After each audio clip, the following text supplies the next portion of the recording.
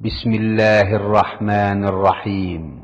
পরম করুণাময় ও অসীম দয়ালু আল্লাহর নামে শুরু। ومن أحسن قولا ممن دعا إلى الله وعمل صالحا وقال إنني من المسلمين.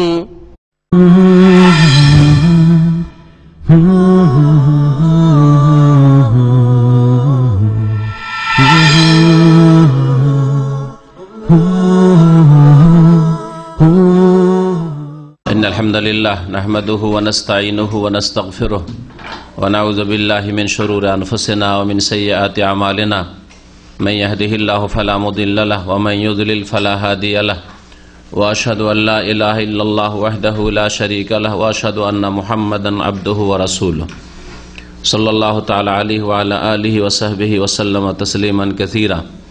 يا أيها الذين آمنوا اتقوا الله حق تقاته ولا تموتن إلا وأنتم مسلمون. يا أيها الناس اتقوا ربكم الذي خلقكم من نفس واحدة وخلق منها زوجها وبث منهما رجالا كثيرا ونساء واتقوا الله الذي تساءلون به والأرحام إن الله كان عليكم رقيبا.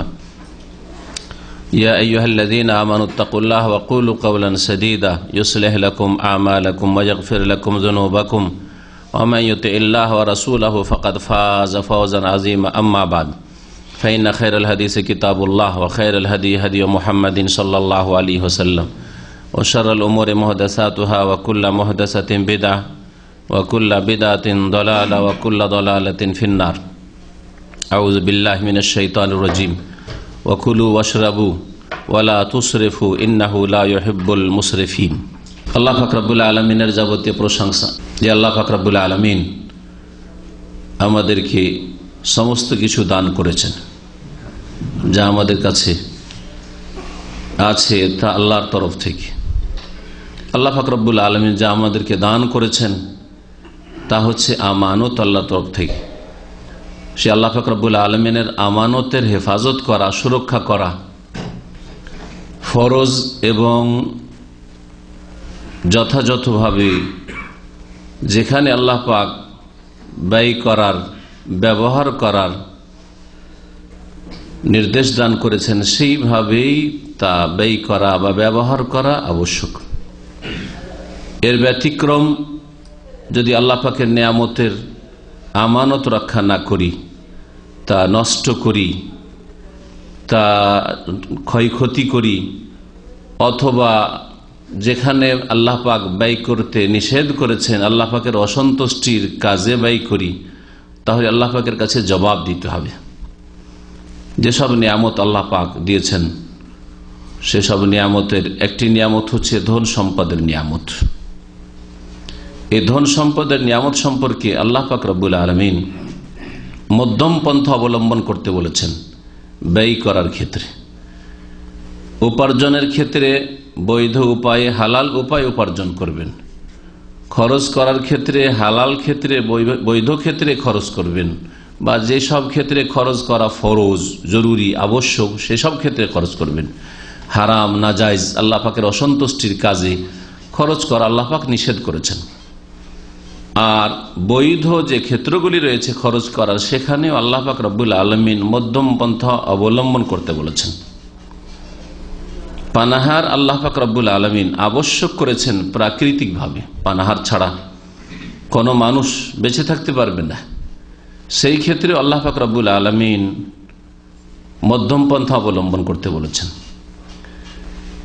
এই অপচয়, অপব্যয় সম্পর্কে, যা আজকের যুগে ধন সম্পদের প্রাচুর্যের কারণে, পয়সা মানুষের কাছে বেশি হওয়ার কারণে, সুখের সামগ্রী বেড়ে যাওয়ার কারণে বেপরোয়া হয়ে এক শ্রেণীর মানুষরা অপচয় করে থাকে, অপব্যয় করে থাকে। আল্লাহ পাকের নিয়ামত, আল্লাহ পাকের সন্তুষ্টির কাজে খরচ করতে হবে, এবং যতটা পরিমাণ খরচ করলে বৈধ ক্ষেত্রে যথেষ্ট হয় ততটাই খরচ করতে হবে, তার বেশি নয়। বৈধ ক্ষেত্রগুলিতে, নেকির ক্ষেত্রে যদি হয় আল্লাহ পাকের দিনের জন্য, আল্লাহ পাকের সন্তুষ্টির জন্য, সে জাকাত হোক, সাদাকা হোক, মসজিদ তৈরি করা হোক, এইরকমই দিনের দাওয়াতের কাজ হোক, দিনকে শক্তিশালী করা হোক, এইরকম ক্ষেত্রে খরচের ক্ষেত্রে বেশি খরচ করা সেটা অপচয় অপব্যয় কখনো নয়। কিন্তু যখন বৈধ ক্ষেত্র আসবে, জায়েজ ক্ষেত্র, আপনার পানাহার, এটা হচ্ছে জায়েজ ক্ষেত্র, খরচ করা জায়েজ ক্ষেত্রে খরচ করা, ফরজ ক্ষেত্রে নয়, ওই সব ক্ষেত্রে মধ্যম পন্থা অবলম্বন করার আল্লাহ পাক রব্বুল আলামিন নির্দেশ দান করেছেন। এই মর্মে যেসব আয়াতগুলি রয়েছে আর রাসূলুল্লাহ সাল্লাল্লাহু আলাইহি ওয়াসাল্লামের কয়েকটি হাদিস আপনাদেরকে শোনাবো, আর অপচয় থেকে কি করে বাঁচা যেতে পারে এই বিষয়গুলি নিয়ে আজকে আলোচনা করব। আল্লাহ পাক রব্বুল সূরা আরাফের আয়াত নম্বর 31 ইরশাদ করছেন, প্রথম তো আল্লাহ পাক সে আয়াতে উল্লেখ করেছেন যে ইয়া বানি আদমা খুযু যিনাতাকুম ইনদা কুল্লি মসজিদ, হে আদম সন্তান, তোমরা প্রত্যেক মসজিদে যাওয়ার সময় তোমাদের সাজ গ্রহণ করবে, অর্থাৎ ভালো পোশাকে, ভালো লেবাসে, ভালো কাপড় চোপড়ে মসজিদে যাবে। মসজিদে ময়লা আবর্জনা লেগে আছে এমন কাপড় পরিধান করে যাবে না। মসজিদে নোংরা কাপড়, যেই সব কাপড় দেখলে আপনার পরনে পাশের লোকের অরুচি হয়, এইরকম কাপড়ে যাবেন না। এবং আল্লাহর সামনে হাজির হতে যাচ্ছেন, সুতরাং সুন্দর অবস্থায় যাবেন। একজন আপনার বস যদি হয়, তার সামনে আপনি সাধারণ কাপড়, কেন সাধারণও নয়, ভালো কাপড়, তারপরও আপনি ওই কাপড় পরে যেতে মোটেই পছন্দ করেন না। যদি হঠাৎ করে নজরে চলে আসেন আপনি ওই অবস্থায়, তাহলে আপনি যেন বড়ই আপনি বিপাকে পড়ে গেছেন। আর আল্লাহ পাক রব্বুল আলামিনের সামনে এইরকম ময়লা আবর্জনাওয়ালা কাপড়, অথবা এমন কাপড় যেসব কাপড়ে গন্ধ ছড়াচ্ছে, যেসব কাপড় পরে আপনি রাত কাটাচ্ছেন, কয়েকদিন ধরে পরে আছেন, এইরকম কাপড় পরে, তো আল্লাহ পাক এই বিষয়টি উল্লেখ করেছেন প্রথম। আর তারপরে বলছেন ওয়াকুলু ওয়াশরাবু, আর তোমরা পানাহার করো, খাও, পান করো। তো পানাহার করা মানুষের জন্য প্রাকৃতিকভাবে জরুরি, আর পানাহার ছাড়া কোনো মানুষ বাঁচতেও পারবে না। সুতরাং কেউ যদি পানাহার ত্যাগ করে এমনভাবে যাতে তার মওতের আশঙ্কা থাকে, তাহলে সেটা হারাম শরীয়তে। পানাহারকে কমানো যেতে পারে যদি সেটা আপনার জন্য স্বাস্থ্যকর হয়, সেটা জন্য আপনার জন্য উপকারী হয় তাহলে, কিন্তু পানাহারকে ছেড়ে দেওয়া এটি শরীয়তে এর অনুমতি নেই। অকুলু ওয়াশরাবু, এই জন্য আল্লাহ পাক নির্দেশ দিয়েছেন কোরআন কারীমে যে তোমরা পানাহার করো। মানুষের যেগুলি প্রাকৃতিক প্রয়োজন রয়েছে, যে কোনো প্রয়োজন বৈধভাবে আল্লাহ পাক মেটানোর রাস্তা খোলা রেখেছেন। পানাহারের ক্ষেত্রে হোক, যৌন চাহিদার ক্ষেত্রে হোক, আল্লাহ পাক নিকাহ বিবাহের রাস্তা রেখেছেন। এইভাবে যে কোনো ক্ষেত্রে, নিদ্রার ক্ষেত্রে হোক, শরীরে যতগুলি চাহিদা রয়েছে সমস্ত চাহিদা মেটার জন্য আল্লাহ পাক রব্বুল আলামিন হালাল, বৈধ, জায়েজ রাস্তা রেখেছেন। তোমরা পানাহার করো, কিন্তু ওয়ালা তুসরিফু, সেই ক্ষেত্রে তোমরা অপচয় করিও না, অপব্যয় করিও না। কারণ ইন্নাহু লা ইউহিব্বুল মুসরিফিন, আল্লাহ পাক রব্বুল আলামিন অপচয়কারী, অপব্যয়কারীদেরকে ভালোবাসেন না। আল্লাহ পাক রব্বুল আলামিনের এই ভাষাটি, আল্লাহ ভালোবাসেন না, এই কথাগুলি বিভিন্ন লোকের ক্ষেত্রে রয়েছে। এই ধরনের কথা, আল্লাহ ভালোবাসেন না, বিভিন্ন মানুষের ক্ষেত্রে রয়েছে। তার মধ্যে একটি হচ্ছে এখানে আমাদের সামনে, অপচয়কারী, অপব্যয়কারীদেরকে আল্লাহ ভালোবাসেন না। কথাটি হালকা নয়, এমনি ভাষার দিক থেকে তো হালকা, যেমন আমি অমুককে ভালোবাসি, ভালোবাসি না, ব্যাস এতটুকুই না। ভালোবাসেন না আল্লাহ পাক রব্বুল আলামিন, আপনার সৃষ্টিকর্তা, আপনার রব, আপনার হায়াত মওতের মালিক, আপনার জান্নাতের মালিক, আল্লাহ পাক রব্বুল আলামিন যিনি অনুগ্রহকারী, তিনি হচ্ছেন বড় কঠোর শাস্তিদাতা, শদীদুল ইকাব, তিনি ভালোবাসেন না। তিনি যখন ভালোবাসেন না, তাহলে আপনি কি আল্লাহ পাকের নিয়ামত, আল্লাহ পাকের অনুগ্রহ পাবেন, নাকি আল্লাহ পাকের নিয়ামত অনুগ্রহ থেকে পরকালে বঞ্চিত হবেন, আল্লাহ পাকের আযাব শাস্তির সম্মুখীন হবেন? এই বিষয়গুলি চিন্তা করা রয়েছে। আল্লাহ পাক রব্বুল আলামিন অহংকারীদের সম্পর্কে বলেছে ইন্নাহু লা ইউহিব্বুল মুস্তাকবিরিন, অহংকারীদেরকে আল্লাহ পাক ভালোবাসেন না। এরকম বিভিন্ন ক্ষেত্রে ইন্নাল্লাহ লা ইউহিব্বু মান কানা মুখতালান ফখুরা বিভিন্ন জায়গায় রয়েছে, যেগুলি এখানে আলোচনায় আমরা নিয়ে আসতে পারবো না। কিন্তু ভালোবাসেন না আল্লাহ পাক রব্বুল আলামিন, এটি আল্লাহ পাকের পক্ষ থেকে কঠোর এবং বড় শক্ত ধমক, এটা হালকা বিষয় নয়, যেমন অনেকেই ভ্রুক্ষেপ করে না। সূরা আম্বিয়ার আয়াত নম্বর 9 আল্লাহ পাক ইরশাদ করেছেন, যারা অপচয়কারী, অপব্যয়কারী, সীমা লঙ্ঘনকারী, ধন সম্পদের ক্ষেত্রে যারা অপচয় অপব্যয় করে তারা সীমা লঙ্ঘন করে। ইসরাফ থেকে হচ্ছে মুসরিফিন, অপচয়কারী অপব্যয়কারী যে কথাটি বলছি। ইসরাফ মানে হচ্ছে বাড়াবাড়ি করা, ইসরাফ মানে হচ্ছে সীমা লঙ্ঘন করা। তাহলে ধন সম্পদ ব্যয় করার ক্ষেত্রে যারা সীমা লঙ্ঘন করে তারাই হচ্ছে অপচয়কারী অপব্যয়কারী।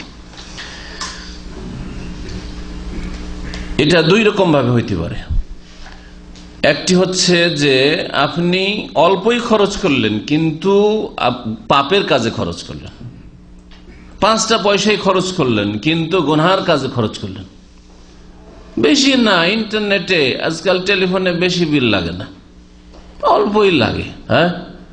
কিন্তু আপনি আপনার মায়ের সাথে কথা না, আপনার বাপের সাথে কথা না, আপনার ভাই বোনের সাথে কথা না, আপনার স্ত্রীর সাথে কথা না, আপনার ছেলে মায়ের সাথে কথা না, আপনার বান্ধবীর সাথে কথা, পুরুষ মানুষ। তাহলে এটি কি জায়েজ কাজ? তাহলে এটা হচ্ছে অপচয় অপব্যয়, ইসরাফ করা বা তাবযির। একটা পয়সাও যদি আল্লাহ পাকের অসন্তুষ্টির কাজে, গুনার কাজে খরচ করা হয় সেটা হারাম শরীয়তে।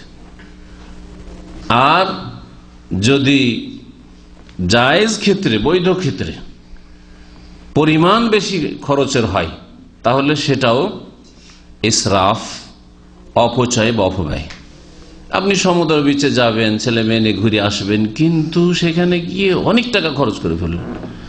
যেখানে নাস্তা পানির জন্য 10, 20, 25 টাকা যথেষ্ট ছিল, হোটেলে গিয়ে 25 টাকা 50 টাকা যথেষ্ট ছিল, 400-500 টাকা বিল বানিয়ে চলে আসলেন। আপনার এই 25-30টা বা 50টা টাকা খরচ করে বাকি টাকাটা আল্লাহ রাস্তায় গরিব মিসকিন, যারা দুর্গত, যারা অভাবী, যারা শীতের বস্ত্র পায় না, যাদের বাড়ি ঘর নেই, যাদের খাওয়া দাওয়ার ব্যবস্থা নেই, যারা ইয়েতিম, যাদের দেখাশোনার কোনো লোক নেই, যাদের শিক্ষা দীক্ষার খরচ দেওয়ার কোনো লোক নেই, যারা বিধবা, তাদের দেখাশোনার কেউ নেই, তাদেরকে সেই পয়সাটা দিয়ে আপনি আল্লাহ পাকের সান্নিধ্য লাভ করতে পারতেন। কিন্তু না, ওই ঈমান তো নেই। যার ফলে আমার পয়সা আমি যা ইচ্ছা তাই করলাম, আমি যথেষ্ট ইনকাম করে মাসে আমি 10,000 20,000 রিয়াল ইনকাম করি, সুতরাং যদি আমি খাওয়া দাওয়ায় 500 রিয়াল খরচ করলাম, অসুবিধাটা কি? না, মোটেই জায়েজ নাই, মোটেই জায়েজ নাই। আর এটা নবী করিম সাল্লাল্লাহু আলাইহি ওয়াসাল্লামের সিরাত নয়, এটা সাহাবায়ে কেরাম সালাফে সালেহিনের আদর্শ নয়, এটা মুমিন সালেহিন নেক লোকদের আদর্শ নয়, এটা মুমিনদের পথ নয়, এটা কাফেরদের পথ, মুশরিকদের পথ, যারা দুনিয়াকেই টার্গেট বানিয়ে ফেলেছে যে এটাই হচ্ছে লক্ষ্য উদ্দেশ্য। আর আসলেই তাদের লক্ষ্য উদ্দেশ্য দুনিয়া, মওতের পরে কিছুই নেই তাদের জন্য, আযাব আর জাহান্নাম ছাড়া। সুতরাং আপনি যদি তাদের রাস্তায় চলেন তো তাদের সাথে উঠতে হবে। আল্লাহ পাক রব্বুল আলামিন সূরা আম্বিয়ার আয়াত নম্বর 9 বলছেন যে যারা অপচয়কারী অপব্যয়কারী তাদেরকে আল্লাহ পাক ধ্বংস করে থাকেন। আল্লাহ পাকের এই যে ধ্বংসের আযাব, এটা দুনিয়াতে হয়ে থাকে আর আখিরাতে ধ্বংস করা মানে জাহান্নামে নিক্ষেপ করা। আর দুনিয়ায় ধ্বংস করা বিভিন্ন রকম ভাবে হইতে পারে। আল্লাহ পাকের আযাব আপনার উপর, আপনার শরীর স্বাস্থ্যের উপর, আপনার ধন সম্পদের উপর, আপনার পরিবারের উপর, আপনার ছেলে মেয়ের উপর, আপনার অপচয় অপব্যয়ের কারণে আল্লাহ পাক এমন বিপদ দিলেন যে শারীরিক দিক থেকে আপনি মারাত্মক রোগে আক্রান্ত। খরচ করে অপচয় অপব্যয় করছিলেন, এখন যান ডাক্তারের কাছে লাখ লাখ টাকা ঢেলে আসেন। এটাও আল্লাহ পাকের পক্ষ থেকে ধ্বংসের আযাব, ধন সম্পদের ধ্বংস। আজকে অনেক টাকা আছে মনে করছেন, অভাব নেই, যার ফলে খুব বেশি খরচ করছেন, কিন্তু এমন একটা সময় দুর্দিন আসবে যে দুটো পেটের ভাতের জন্য অথবা ছেলে মেয়েদের রুজির জন্য আপনাকে রাস্তা রাস্তায় ঘুরে বেড়াতে হবে, কোথাও আপনার রুজি আসবে না, রিজিকের রাস্তা সংকুচিত হয়ে যাবে। বড় একজন বিখ্যাত মানুষ নাম বলছি না, অনেকে চেনে ফেলবেন। সে এত বিখ্যাত মানুষ, এত যোগ্যতা সম্পন্ন মানুষ, সেই ব্যক্তি বার্ধক্যে যে কারণে হোক, আল্লাহ পাক ভালো জানেন, কিছু না হলে আল্লাহ পাকের পরীক্ষা হইতে পারে, বার্ধক্যে রাস্তায় পড়ে থেকে থেকে মানুষের কাছে ভিক্ষা করত, তারপরে মারা গেছে।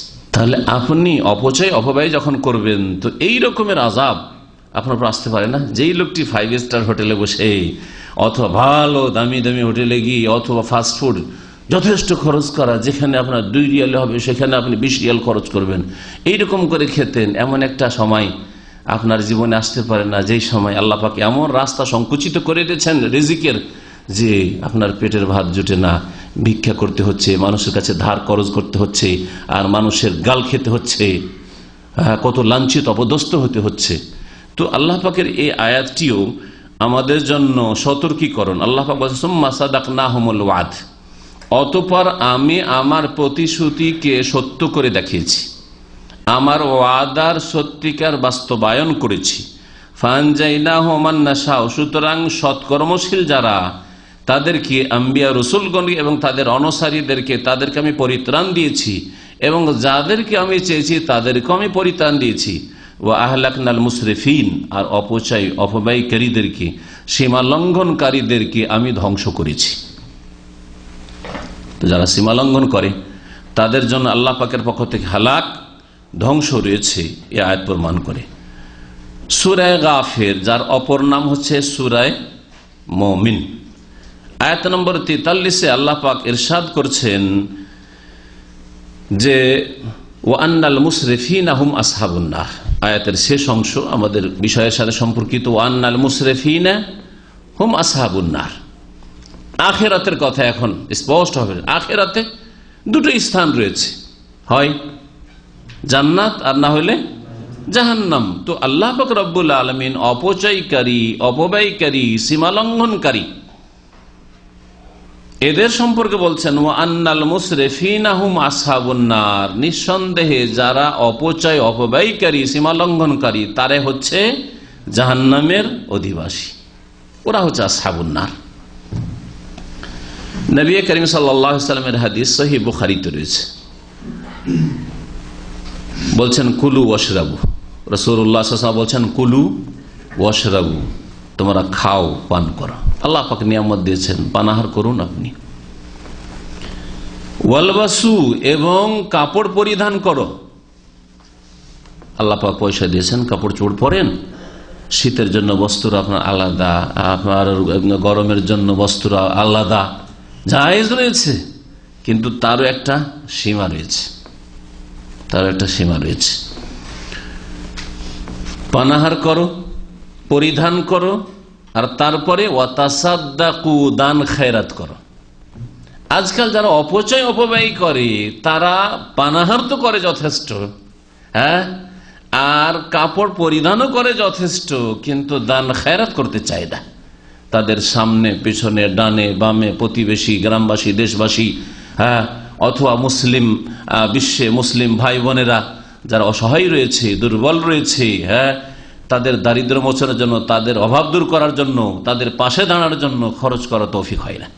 নবী করিম সাল্লাল্লাহু আলাইহি ওয়াসাল্লামের নির্দেশ যে তোমরা খাওয়া দাওয়া করো, পান করো, কাপড় পরিধান করো, খরচ করো এইসব ক্ষেত্রে, আর ওয়াতাসাদ্দাকু, আর দান খায়রাত করো।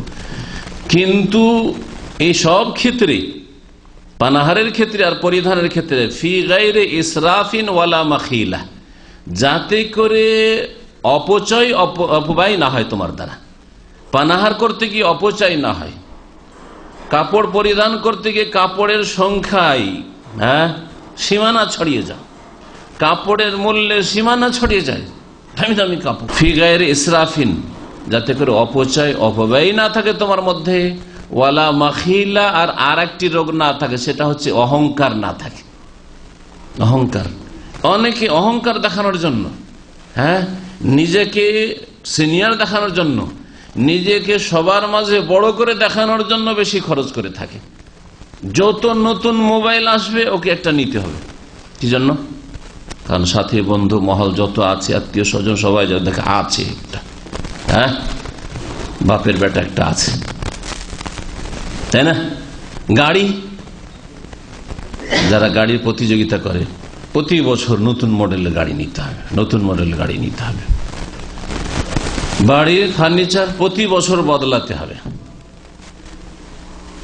বিদেশে প্রতি বছর যেতে হবে, প্রতি বছর যেতে হবে, ঘুরতে হবে, বিভিন্ন দেশ ঘুরতে হবে।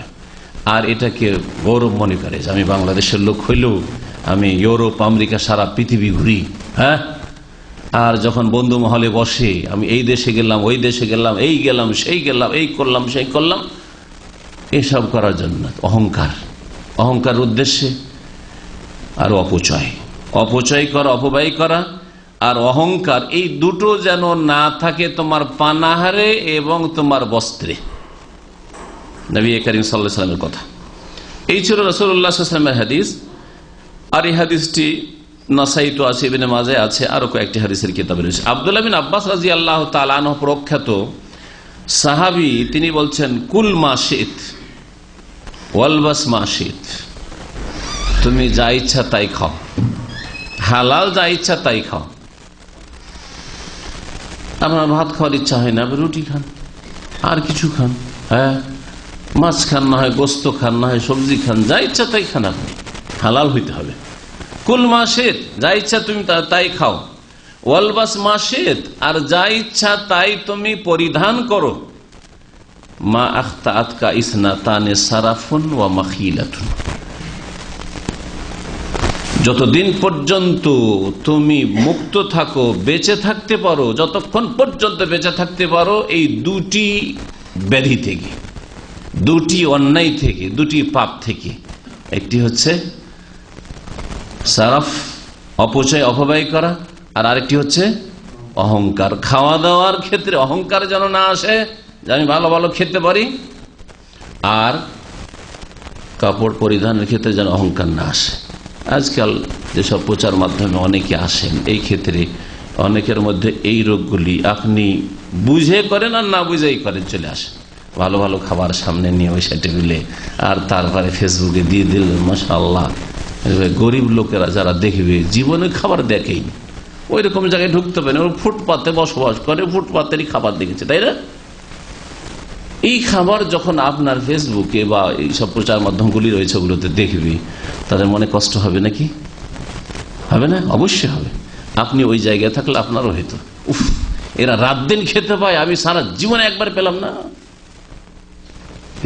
দিন খায় আর কত খায়, আর জীবনে আমি দেখতেও পেলাম না একটু, এক নজর ছবিতে শুধু দেখলাম এই খাবারগুলি। তো এতে কি হবে?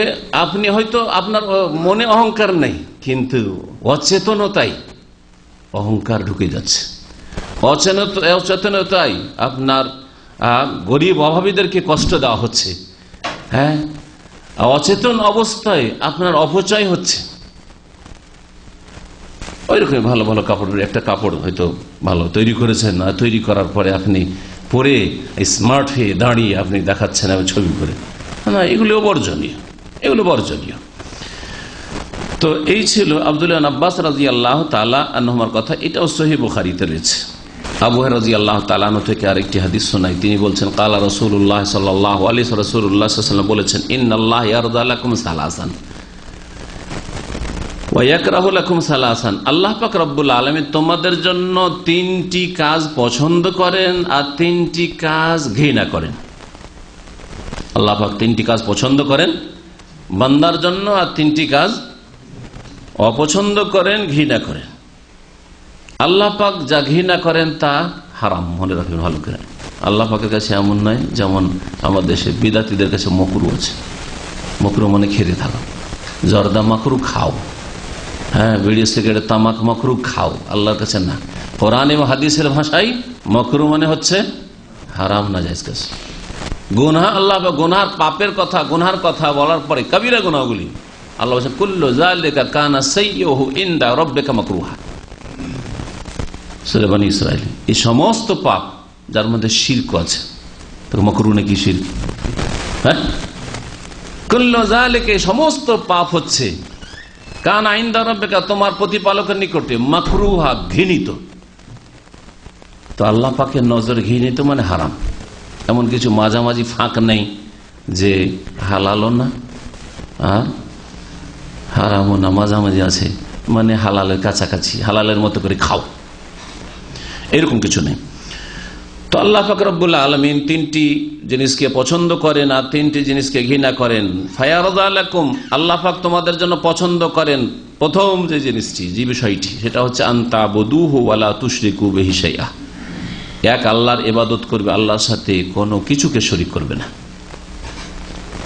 এক আল্লাহর তাওহীদ প্রতিষ্ঠা করবে, সমস্ত রকমের শিরক থেকে মুক্ত হবে। এটা আল্লাহ পাক পছন্দ, এটা হচ্ছে আল্লাহ পাকের সবচেয়ে বড় পছন্দনীয় কথা। আল্লাহ পাক রব্বুল আলামিন এই উদ্দেশ্যে সমস্ত নবী রাসূলকে পাঠিয়েছেন। আল্লাহ পাক এই উদ্দেশ্যে মানব জাতি এবং জিনকে সৃষ্টি করেছেন। আল্লাহ পাক রব্বুল আলামিন এই উদ্দেশ্যেই জান্নাত জাহান্নাম তৈরি করেছেন, যে তাওহীদ প্রতিষ্ঠা করলে জান্নাত আর শিরকে লিপ্ত হলে জাহান্নাম। যদি শিরক পৃথিবীতে না থাকতো তো জাহান্নাম থাকতো না, জাহান্নামের কোনো প্রয়োজন নেই, শিরক থাকতো না, অন্য পাপও থাকতো না। তাওহীদ প্রতিষ্ঠা যদি না হয় তাহলে জান্নাতের কোনো প্রয়োজন নেই, তাওহীদ ছাড়া জান্নাত নেই। একমাত্র আল্লাহর ইবাদত করো আর আল্লাহর সাথে কোনো কিছুকে শরীক করিও না, এটা আল্লাহ পাকের সবচাইতে পছন্দনীয় কথা। দ্বিতীয় হচ্ছে ওয়ান তা'তাসিমু বিহাবলিল্লাহি জামিআন ওয়া লা তাফাররাকু, আর তোমরা আল্লাহর রশিকে মজবুত করে ধারণ করবে, তাতে বিচ্ছিন্নতা সৃষ্টি করবেন, অর্থাৎ মুসলিমদের মধ্যে ঐক্য নিয়ে আসবে। ঐক্য নিয়ে আসা হবে বড় দলের ভিত্তিতে নয়, যে যারা বড় দল আছে ওতে সামিল হয়ে যাও, এইভাবে কোনোদিন হয় না। ঐক্য আসবে ওহীর ভিত্তিতে, কোরআন এবং হাদিসের ভিত্তিতে, দলিলের ভিত্তিতে। সকলেই কোরআনে কারীমের কাছে চলে আসবে, সকলে রাসূলুল্লাহ সাল্লাল্লাহু আলাইহি ওয়াসাল্লামের হাদিসের কাছে চলে আসবে, সকলে নিজ নিজ অবস্থান ছেড়ে দিয়ে আমরা কোরআন এবং হাদিস মানি, আমরা দলিল মানি, আমরা ওহী মানি, বিনা দলিলে চলি না, বিনা দলিলে বলি না, বিনা দলিলে প্রমাণে ধর্মকর্ম করি না। এই কথাই সমস্ত দল উপদল যত ফিরকা রয়েছে মুসলিমদের মধ্যে, সবগুলির মধ্যে ঐক্য আসতে পারে। সবাই আপন আপন জায়গায় ছেড়ে, যেসব আমাদের আছে দলিল নেই, ছেড়ে দিয়ে চলে আসো। কিন্তু যদি বলে যে আমাদের দল ভারী, আমাদের দেশে চলে আসো, যেমন আমাদের দেশের অবস্থা, ওরা এমনি মুখে বলছে যে 4 মযহাব আছে, মানে 4টাকে তারা স্বীকৃতি দিচ্ছে, ঠিক কিনা? 4 মযহাব আছে মানে 4টাকে স্বীকৃতি দিচ্ছে। তো শাফি মযহাবে তো রফায়দান করে নামাজ পড়া আছে, ঠিক কিনা? শাফি মযহাবে তো জোরে আমিন বলে নামাজ পড়া আছে না নেই? হ্যাঁ, শাফি মযহাবে বুকে হাত বাঁধা আছে না নেই? তাহলে যখন 4 মযহাবকে স্বীকৃতি দিচ্ছেন, তো আপনার মসজিদে হানাফি মসজিদ, ওই মসজিদে যদি কেউ রফায়দান করে নামাজ পড়ে, কেউ জোরে আমিন বলে, কেউ যদি বুকে হাত বাঁধে, হ্যাঁ, মানে শাফি মযহাবের আমল করে, তাহলে তো অলরেডি স্বীকৃতি দেওয়া আছে। তো আবার ওদেরকে মসজিদ থেকে কেন বের করবেন? আর আমাদের এই মসজিদে আপনারা আমাদের নামাজ খারাপ করতে আসবেন না। আর এসব কোথা থেকে আসলে এরা মানুষকে বিভ্রান্ত করছে, এইসব কথা কেন?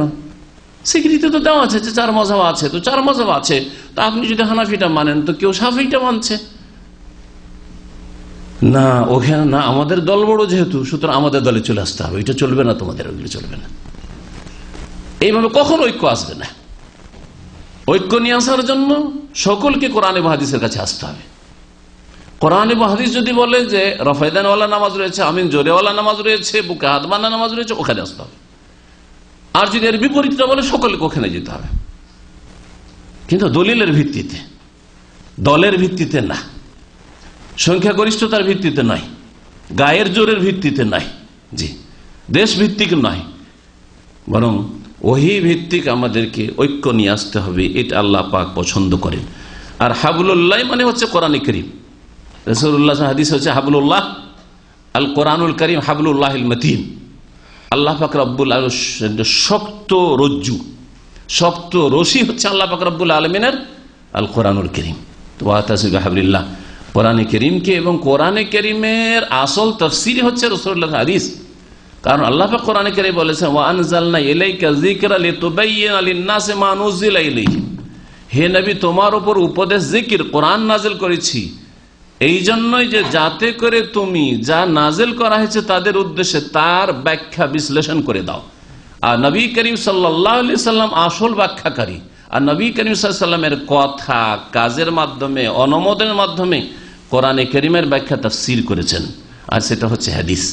সেটা হচ্ছে হাদিস। এই হাদিসে সহিহ মুসলিমের হাদিস, এই হাদিসে 3 নম্বরটি উল্লেখ করা হয়নি, তবে 3 নম্বর অন্য হাদিসে রয়েছে। সেটা হচ্ছে যে তোমরা তোমাদের শাসকদের, যাদেরকে আল্লাহ পাক তোমাদের নেতৃত্ব দান করেছেন, তাদের তোমরা আনুগত্য করবে। বৈধ কাজে, জায়েজ কাজে আনুগত্য করবে। যেখানে নাজায়েজের প্রশ্ন আসবে তখন আপনি আনুগত্য করবেন না।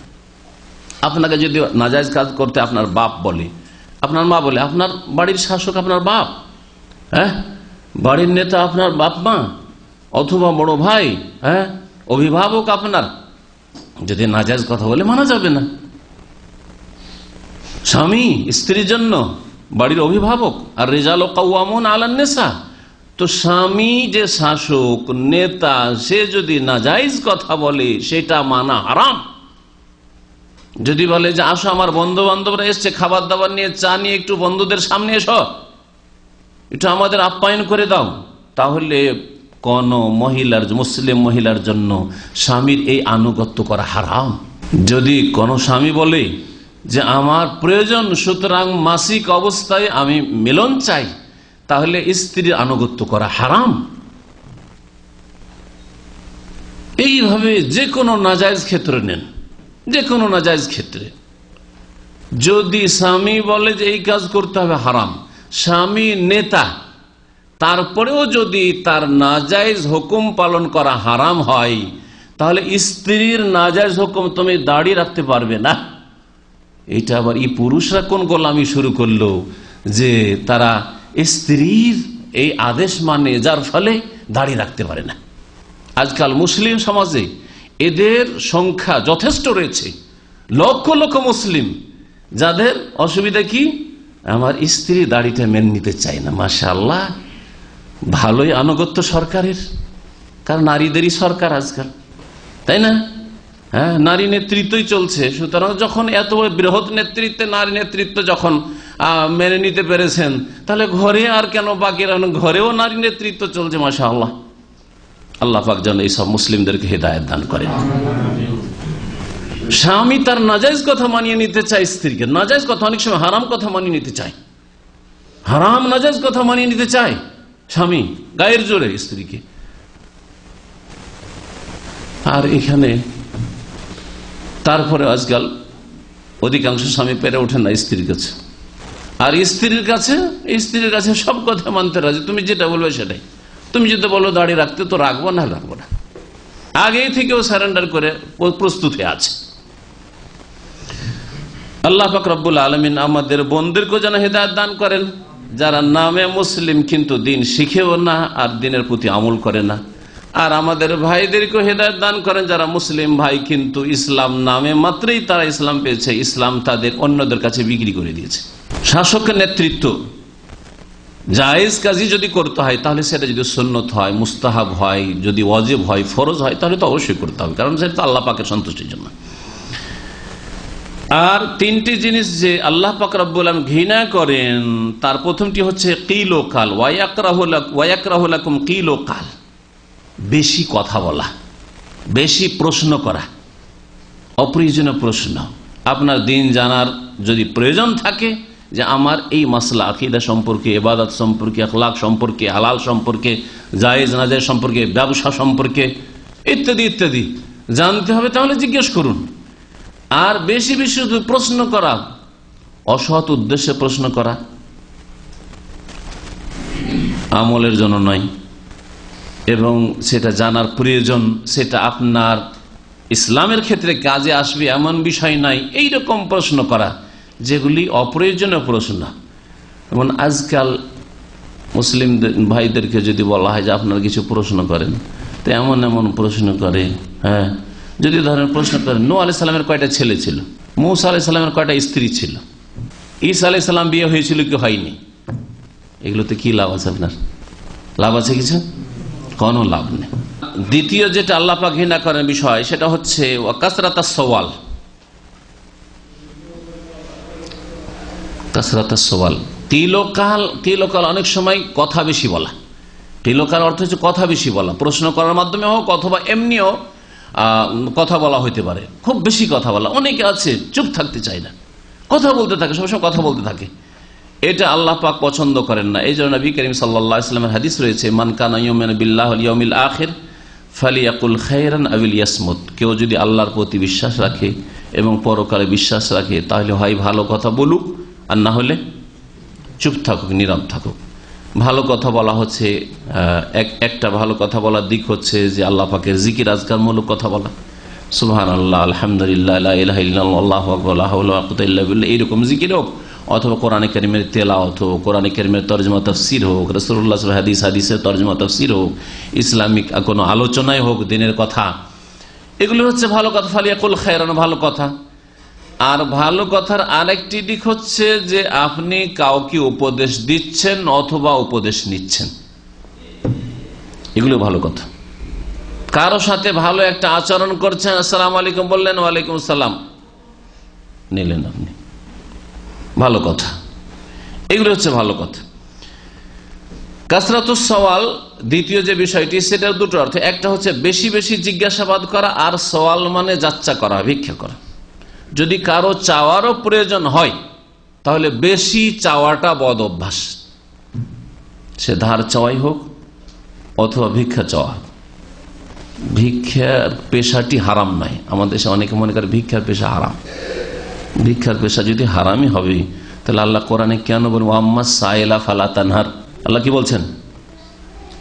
ভিক্ষুককে ধমক দিয়ে কথা বলিও না। তা আল্লাহ বলতে ভিক্ষা করা হারাম, সুতরাং ভিক্ষুককে বিদায় করে দাও, দিও না কিছু। নবী করিম সাল্লাল্লাহু আলাইহি ওয়াসাল্লাম বলছেন যে ভিক্ষুক যদিও সচ্ছল লোক, তোমার কাছে কিছু চাইতে আসলে দাও। এরকম বেশ কিছু হাদিস রয়েছে ভিক্ষুকদের সম্পর্কে। কিন্তু ভিক্ষা করা কাজটি নিকৃষ্ট কাজ বলতে পারে, হারাম কাজ নয়, নাজায়েজ কাজ নয়।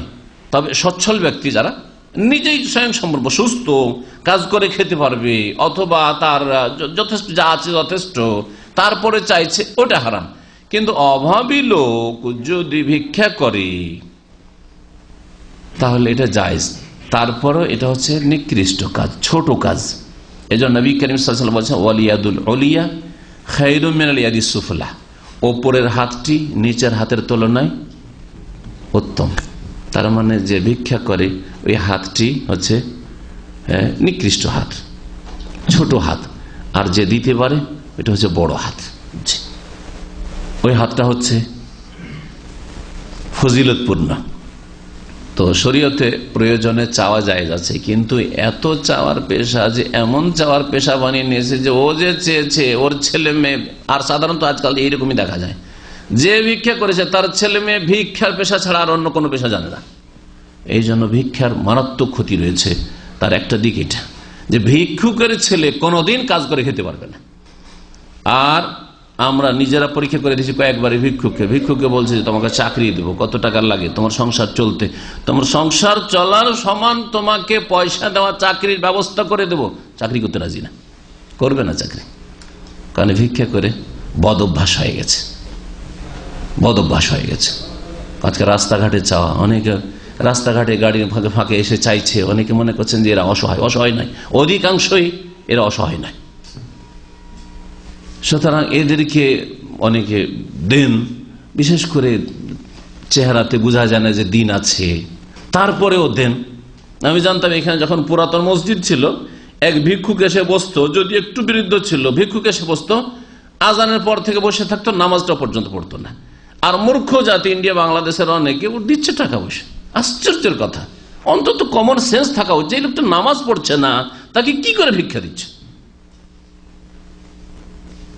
মুসলিম দেশে, এমন না যে অমুসলিম দেশে আছে, ঠিক আছে, অমুসলিমকেও প্রয়োজনে ভিক্ষা দেওয়া যেতে পারে, প্রয়োজনে খাদ্যের ব্যবস্থা, বস্ত্রের ব্যবস্থা দেওয়া যেতে পারে, জায়েজ রয়েছে, তাতেও সওয়াব রয়েছে, নেকি রয়েছে। কিন্তু কথা হচ্ছে একটা মুসলিম দেশে একটা মুসলিম মানুষ নামাজ না পড়ে বসে থাকবে আর ভিক্ষা করবে, আর আপনি ভিক্ষা দিবেন? দিন সম্পর্কে এতটুকু জ্ঞান নেই। বেশি বেশি চাওয়া, এইরকমের ধারের ক্ষেত্রে যার বেশি বেশি ধার করা অভ্যাস হয়ে গেছে, ওর সামান্য একটু প্রয়োজনে ধার করে নিল, সামান্য একটু প্রয়োজন ধার করে নিল, প্রয়োজন নাই বড় লোক হওয়ার জন্য ধার করে নিল। এক ভাই একটা ব্যবসা চালু করবে, সে একটা দোকান কিনতে যাচ্ছে, বেশ কিছুদিন আগে এরকম বহু ঘটনা হয়েছে। একটা ঘটনার কথা বলছি। দোকানটা কিনতে তাকালে 60,000 রিয়াল। তো আমার সাথে পরামর্শ করছে। আমি বললাম কত টাকা আপনার কাছে আছে? বলছে 10,000 রিয়াল আছে। আমি বললাম জায়েজ নয় আপনার জন্য এটি ব্যবসা করা।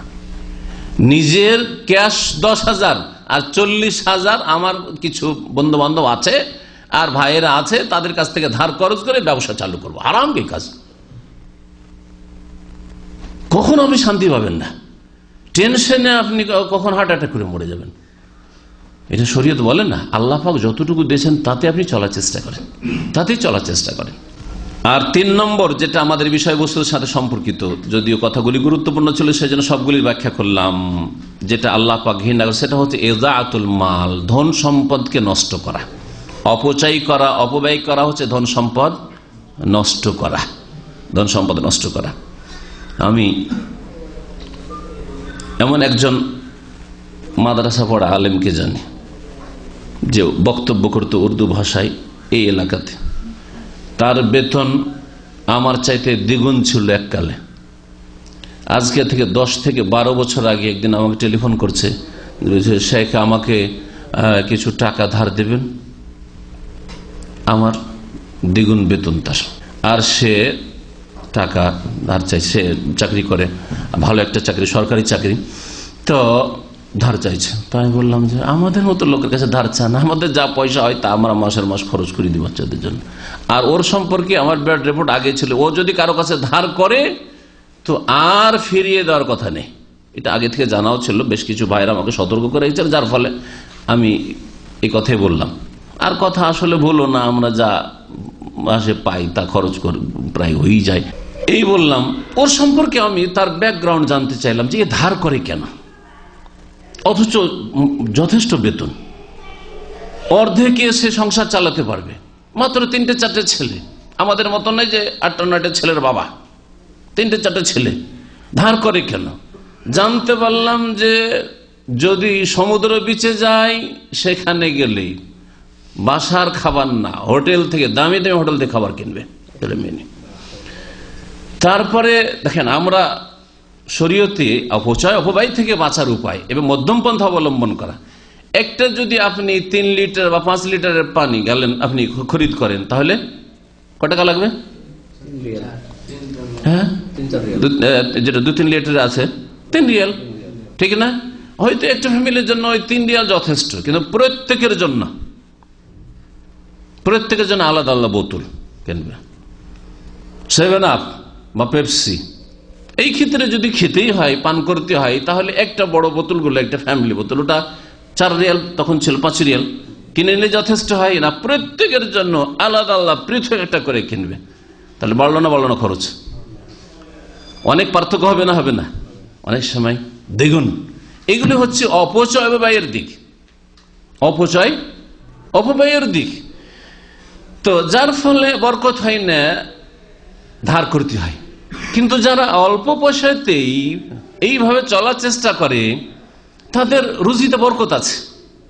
আমাদের বাংলাভাষী অনেকে আছে যারা সবজি খাবে, কিন্তু যে আপনার হোলসেল সবজি মার্কেট, যেখানে সৌদি আরবের সবজি পাওয়া যায়, ওই সবজি খাবে না। বলছে না, ওটা ভালো লাগে না। কোথাকার সবজি খাবে? এমন সবজি খেতে হবে যেটা বাংলাদেশ থেকে আসে, সেটা 15 রিয়াল কিলো হোক না কেন। হ্যাঁ, এই মার্কেট থেকে খেতে হবে, বাংলাদেশের সবজি খেতে হবে, বাংলাদেশের ছোট ছোট আলু খেতে হবে, তার পটল খেতে হবে, বাংলাদেশের ওই ছোট ছোট ভেন্ডি খেতে হবে। বড়টা খাওয়া যাবে না, এখানকারটা ভালো লাগছে না, বোঝা গেছে? যদি করলা খেতে হয় তাহলে ছোটটা বাংলাদেশটা খেতে হবে। যার ফলে যেটা 5 টাকা এখানে পাওয়া যাবে, 3 টাকা 4 টাকা পাওয়া যাবে, সেটা এখানে 10 টাকা থেকে 12 টাকা 14 টাকা 15 টাকা কিনতে হয়। হয় না? হয় না? আপনারা অনেকে এই অপচয় অপব্যয়গুলি করেন। হ্যাঁ, 70 রিয়াল কেজি ইলিশ।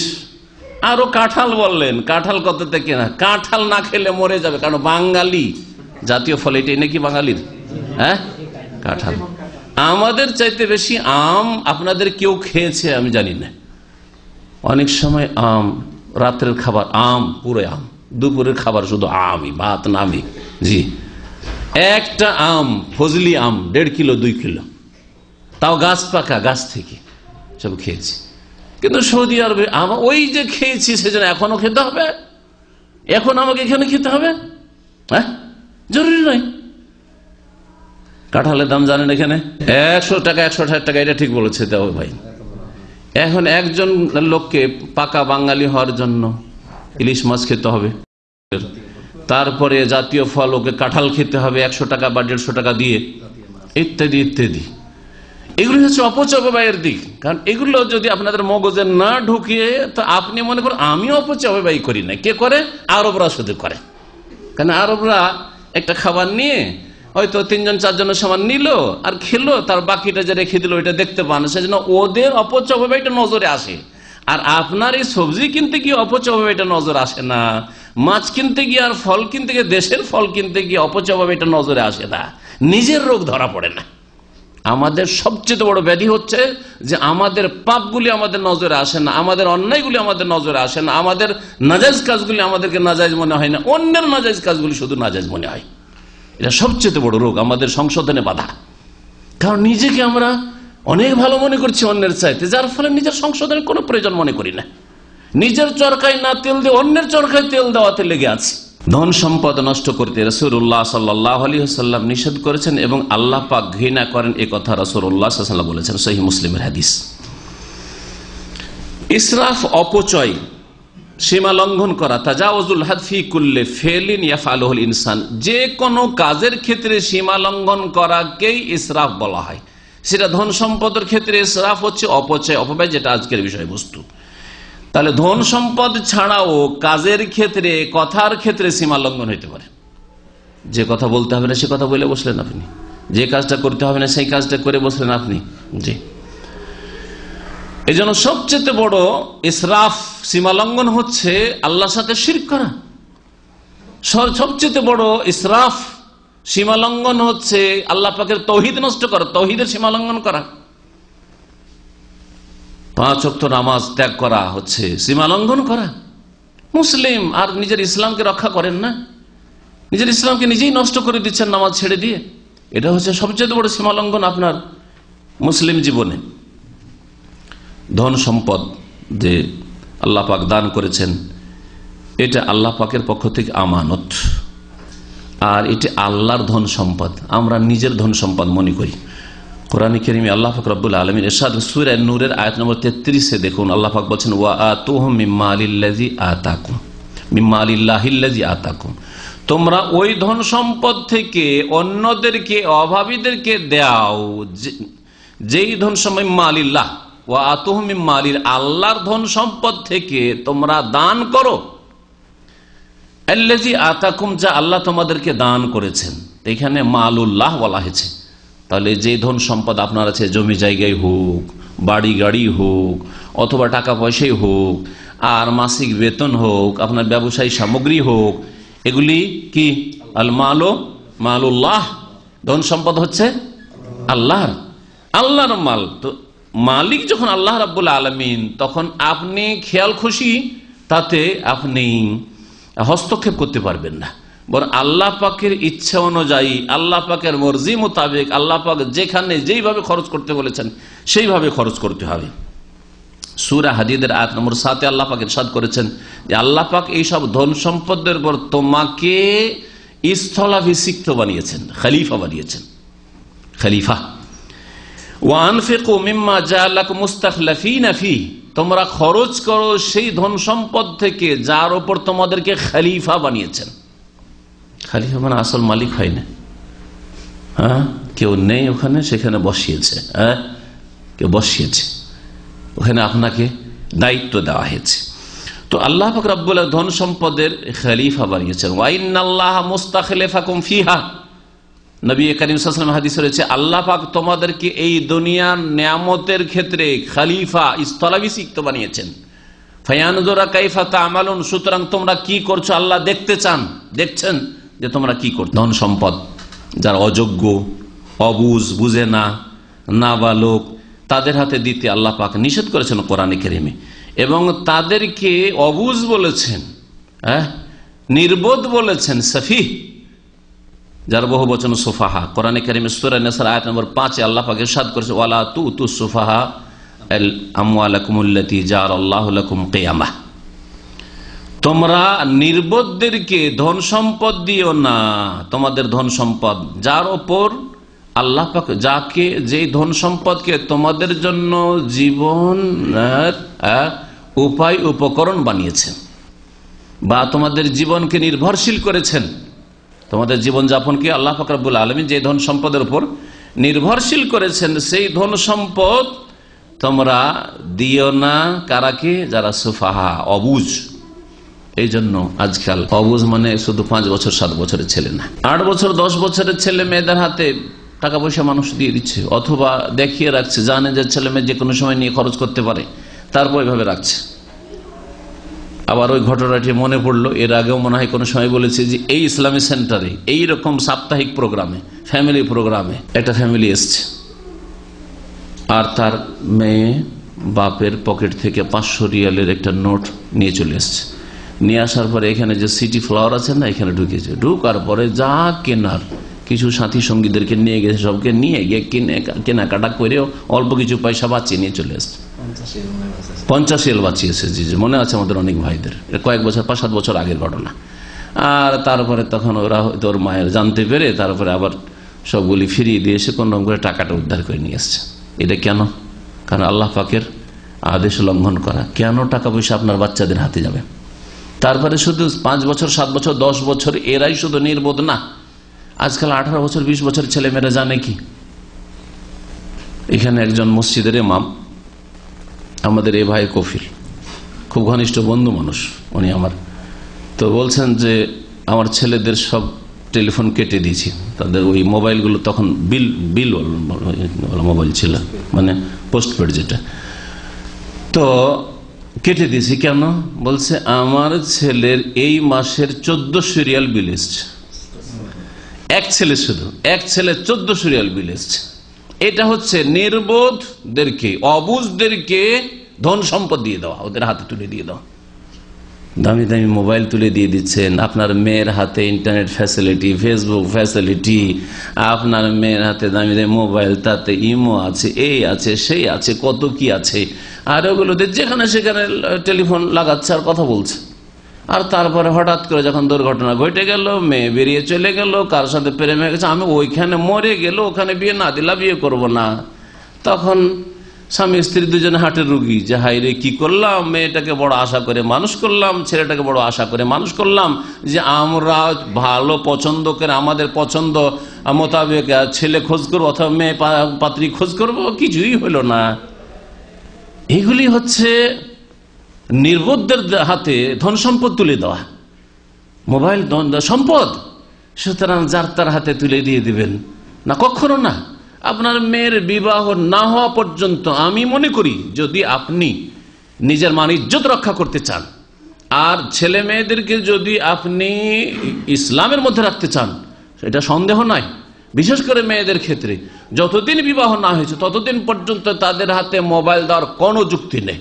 কথা বলবে মায়ের মোবাইল থেকে, কথা বলবে মায়ের মোবাইল থেকে, কথা বলে চোখের সামনে, তাহলে জানা যাবে যে কার সাথে যোগাযোগ। ঠিক আছে, কথা বলতে পারে, অসুবিধা নেই, কিন্তু কার সাথে কথা বলছে সেটা জানা যাবে। যারা অপব্যয় করে এদের জন্য কঠোর শাস্তিও রয়েছে, এবং দুনিয়াতে এদেরকে আল্লাহ পাক শয়তানের ভাই বলেছেন। আর শয়তানের ভাইদের যা অবস্থা হয়, আল্লাহ পাক রব্বুল আলামিন আযাব রয়েছে তাদের জন্য, এবং পরিণাম খুব খারাপ রয়েছে। আল্লাহ পাক রব্বুল সূরা বনী ইসরাইল আয়াত নম্বর 27 ইরশাদ করেছেন, ওয়ালা তুবাযযির তাবযীরা, হে মানুষ তুমি অপব্যয় করিও না। তাবযীর মানে হচ্ছে অপচয়, অপব্যয় করা। কিছু কিছু তাফসীরকাররা বলছেন ইসরাফ আর তাবযীর একই জিনিস, যাতে দুটোই শামিল। দুটো কি? একটা হচ্ছে আল্লাহ পাকের অসন্তুষ্টির কাজে অল্প কিছু খরচ করলেও সেটা অপচয়, অপব্যয়, আর জায়েজ কাজে সীমাহীন খরচ করা, দুটোকে শামিল। আর কোন কোন তাফসীরকাররা তাফসীর করতে গিয়ে শব্দের অর্থের পার্থক্য করে বলেছে, তাবযীর মানে হচ্ছে আল্লাহ পাকের অসন্তুষ্টির কাজে, গুনার কাজে খরচ করা হচ্ছে তাবযীর। তো সামান্য যদি কেউ করে গুনার কাজে খরচ, সেটা হচ্ছে তাবযীর। আর যারা অপচয়কারী, অপব্যয়কারী, তারা হচ্ছে ইন্নাল মুবাযযিরিনা কানু ইখওয়ানাশ শায়াতিন, শয়তানের ভাই। ওয়া কানা শাইতানু রাব্বিহি কাফুরা, আর শয়তান তার প্রতিপালককে অস্বীকার করেছে, প্রতিপালকের সাথে কুফরি করেছে, প্রতিপালক রবের আদেশকে অমান্য করেছে। সুতরাং রবের আদেশকে যে অমান্য করে তার ভাই হচ্ছে অপচয় অপব্যয়কারীরা। ইমাম সুফিয়ান সরি প্রখ্যাত ইমাম, তিনি বলছেন মা আনফাকতা ফি গায়রি তাআতিল্লাহ ফাহুয়া সারাফুন ওয়া ইন কানা কালিলান, যদি আল্লাহ পাকের অসন্তুষ্টির কাজে তুমি ব্যয় করো তাহলে সেটা হচ্ছে অপচয় অপব্যয়, যদিও সেটা অল্প হোক না কেন। এইরকমই আব্দুল্লাহ বিন আব্বাস রাদিয়াল্লাহু তাআলা আনহুমা তার থেকে বর্ণিত রয়েছে, তিনি বলছেন মান আনফাকা দিরহামান ফি গায়রি হাক্কি, কেউ যদি একটা দিরহাম, আজকালকার একটা রিয়াল, হ্যাঁ এটা রিয়াল বা একটা আপনার কি বলে যে কয়েন, জি, কেউ যদি খরচ করে ফি গায়রি হাক্কিহি মানে অন্যায়ের জায়গায়, পাপের জায়গায়, যেখানে খরচ করা উচিত নয় সেখানে খরচ করে, ফাহুয়া সারাফুন, তাহলে সেটা হচ্ছে অপচয়। সালাফে সালেহিনরা সবসময় মধ্যম পন্থা অবলম্বন করতেন এবং যারা মধ্যম পন্থা অবলম্বন করে তারা কখনো লজ্জিত হয় না, অনুতপ্ত হয় না, সম্মানিত থাকে। আর যারা এই ক্ষেত্রে বাড়াবাড়ি করে, সীমালঙ্ঘন করে, অপচয় অপব্যয় করে, দুনিয়া তো লজ্জিত হয়, লাঞ্ছিত হয়, আর আখিরাতেও তাদের জন্য শাস্তি রয়েছে। আল্লাহ পাক রব্বুল আলামিন সূরা ফুরকানের আয়াত নম্বর 67-তে মধ্যম পন্থা অবলম্বন করতে বলেছেন। ব্যয় করার ক্ষেত্রে বলছেন ওয়াল্লাযীনা ইযা আনফাকু লাম ইউসরিফু ওয়া লাম ইয়াকতুরু ওয়া কানা বাইনা যালিকা কাওয়ামা। রহমানের নেক বান্দা ওরা, রহমানের বান্দার বেশ কিছু গুণ আল্লাহ পাক বয়ান করেছেন শেষ রুকুতে সূরা ফুরকানের। তার মধ্যে একটি গুণ হচ্ছে যে ইযা আনফাকু, যখন তারা খরচ করে, লাম ইউসরিফু, অপচয় অপব্যয় করেন না, বেশি খরচ করেন না, সীমাহীন খরচ করেন না, বা হারাম নাজায়েজ কাজে খরচ করেন না। ওয়ালাম ইয়াকতুরু, আর তারা বখিলিও করে না, কৃপণতাও করে না, কৃপণতাও করেন না। ওয়া কানা বাইনা যালিকা কাওয়ামা, বরং তারা মধ্যম পন্থা অবলম্বন করে, এর মাঝামাঝি চলে। এই অপচয় অপব্যয়কে ইসরাফ যে বলা হয়, ইসরাফের ধন সম্পদের ক্ষেত্রে ব্যাখ্যা করলাম। কোরআনে কারিমের ভাষায় ইসরাফ শব্দটি গুনাহের ক্ষেত্রে সীমা ছড়িয়ে যাওয়া, গুনাহে লিপ্ত থাকা, সর্বদা গুনাহে লিপ্ত থাকা বা কাবিরা গুনাহে লিপ্ত থাকা, এই অর্থেও ব্যবহৃত হয়েছে। এই মর্মে সূরা জুমারের আয়াত নম্বর 53-তে আল্লাহ পাক ইরশাদ করেছেন কুল ইয়া ইবাদিয়াল্লাযীনা আসরাফু আলা আনফুসিহিম লা তাকনাতু মির রাহমাতিল্লাহ, হে নবী তুমি বলে দাও আমার বান্দাদেরকে, যে আল্লাহ পাক বলছেন ইয়া ইবাদিয়াল্লাযীনা আসরাফু আলা আনফুসিহিম, আমার বান্দারা, আল্লাযীনা আসরাফু আলা আনফুসিহিম, যারা নিজেদের উপর বাড়াবাড়ি করেছো। তাহলে এই বাড়াবাড়ি ইসরাফ শব্দটি এখানে ধন সম্পদের ক্ষেত্রকেও শামিল এবং গুনাহ করে বাড়াবাড়ি করা অন্য ক্ষেত্রে, সবগুলি ক্ষেত্রকে শামিল। যারাই গুনাহ করতে গিয়ে সীমা ছড়িয়ে গেছে বা গুনাহে লিপ্ত থেকেছে, তওবা করেনি এখনো, তাদেরকে আল্লাহ পাক সম্বোধন করছেন লা তাকনাতু মির রাহমাতিল্লাহ, তোমরা আল্লাহর রহমত থেকে নিরাশ হয়ে যেও না, যে অনেক গুনাহ হয়ে গেছে, এত পাপী তাপী আমি, আমাকে কি আল্লাহ মাফ করবেন? যেমন অনেকেই যারা পাপের জীবন কাটিয়েছে তারা নিরাশ হয়ে যায়, এত অন্যায় করেছি, এত পাপ করেছি, আমার কি আর ক্ষমা হয়? আল্লাহ নিষেধ করেছেন এরকম নিরাশ হতে। লা তাকনাতু মির রাহমাতিল্লাহ, আল্লাহর রহমত থেকে নিরাশ হয়ে না। তাহলে অতীতে যদি ধন সম্পদের ক্ষেত্রে সীমা ছড়িয়ে গিয়ে থাকে, যদি অপচয় অপব্যয় করে গিয়ে থাকেন, তাহলে আল্লাহর রহমত থেকে নিরাশ হবেন না, এখনো সংশোধনের সুযোগ আছে। যেমন গুনাহ থেকে মুক্ত হওয়ার জন্য এখনো যেহেতু আল্লাহ পাক হায়াত রেখেছেন, সুতরাং সংশোধনের সুযোগ রয়েছে। লা তাকনাতু মির রাহমাতিল্লাহ, তোমরা আল্লাহর রহমত থেকে নিরাশ হয়ে না। ইন্নাল্লাহ ইয়াগফিরুয যুনুবা জামিয়া, আল্লাহ পাক সমস্ত গুনাহ মাফ করতে পারেন। ইন্নাহু আল গফুরুর রহিম, সুতরাং আল্লাহ পাকের কাছে যে দ্রুত তওবা করতে পারে, সংশোধন করে ফিরে আসতে পারে, সে হচ্ছে সফল। অপচয় থেকে বাঁচার বিভিন্ন উপায় রয়েছে, অপচয় থেকে বাঁচার বিভিন্ন উপায় রয়েছে। আমরা একটি কথা সাধারণত বলি যে চাদর যতটা লম্বা ততটা পা লম্বা করেন, কিন্তু এটা যারা অনেক পয়সাওয়ালা তাদের ক্ষেত্রে প্রযোজ্য না। আপনার হয়তো অল্প পয়সা আছে, তখন ঠিক আছে, আমার এই পয়সাতে এতটা পা লম্বা, কিন্তু যাদের প্রতিদিনে আপনার হাজার হাজার রিয়াল ইনকাম হয়, তা তো মনে করেন আমার তো চাদর অনেক লম্বা, আমার তো চাদর দিনে 1000 রিয়াল ইনকাম যদি করি তো 500 খরচ করলাম, তো হইল কি? ঠিক না? এটা তো অপচয়, এটা তো ইসরাফ, এটা তো তাফজির, এটা তো শয়তানের ভাই, যে প্রতিদিন সে 500 রিয়াল খরচ করে। তো এটা উদাহরণস্বরূপ বলছি আর কি। এই জন্য এই কথা বলা শুধু যথেষ্ট না, এটা হচ্ছে যারা অল্প পয়সাওয়ালা তাদেরকে বলবো যে আপনার আয় ইনকাম অল্প, সুতরাং চাদর যতটা লম্বা মানে আপনার যতটা আয় ততটা ব্যয় করেন। কিন্তু যাদের অনেক টাকা পয়সা রয়েছে তাদেরকে কথা বলা যাবে না, আর এটা কোরআন হাদিসও বলছে না, বরং তাদেরকে বলা হচ্ছে আল্লাহর নিয়ামত তোমাকে আমানত দেওয়া হয়েছে, তোমার প্রয়োজনটা পুরা করে তোমার আশেপাশে যারা অভাবী রয়েছে তাদের খোঁজ খবর নাও, তাদের হক আদায় করো। আল্লাহ পাক ধন সম্পদে হক রেখেছেন, জাকাত ছাড়াও হক রয়েছে, জাকাত ছাড়াও অনেক ফরজ খরচ রয়েছে যে খরচ করা ফরজ।